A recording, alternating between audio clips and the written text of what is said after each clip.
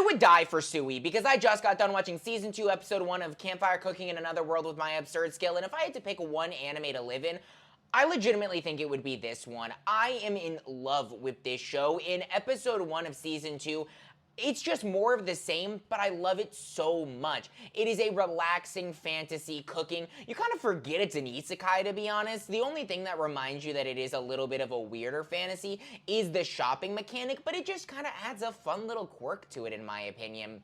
With the creature collecting element, though, you have Fel, you have my personal favorite, Sui, who's one of the most adorable anime characters we've ever been introduced to, and now we have Dora-chan, the pixie dragon, which, I mean, he's cool. We haven't really gotten much with him. He's just another character that smelled our main character's food, wants to eat more of it, and is now along for the ride. Already seems to mesh well with the dynamic of the group. We've only seen him eat one meal with them, but he seems to play well with the cast, so I have no problems with this introduction. We also are now in our next town, and that's the other thing about this show, is it does a really good job of world building.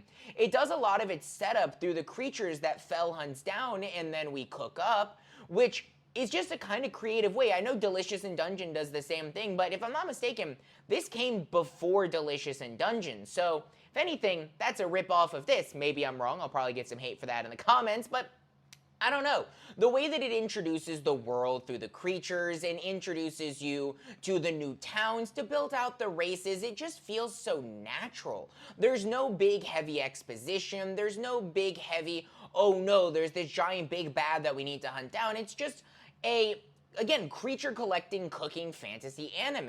So as we go into our new town, our big trouble for right now is we need to get this Earth Dragon processed. So we are going to find the guild master of this town, which is presumably a dragon expert. But there's a little bit of a hint that maybe having Dora-chan along for the adventure for that portion is going to cause some problems because the dragon, I would assume the dragon expert wants to hunt dragons, not necessarily save them and cuddle them, but maybe I'm wrong, we'll find out. But we also, if you watched the little bit of the end credits, that's the little bit of a chibi thing, we seem to be getting 2 new gods, which is interesting. They're actually male gods that look like beast gods. So we're just building out the world more and more. And again, it feels so natural. This episode, it doesn't do anything that feels like an episode 1 of the next season. It just feels like another episode. And I appreciate that so much. It just throws you right back into what you expect and gives you exactly what you want. But let me know your thoughts. Would you pick this as the anime you would live in? Because I'm pretty sure I would.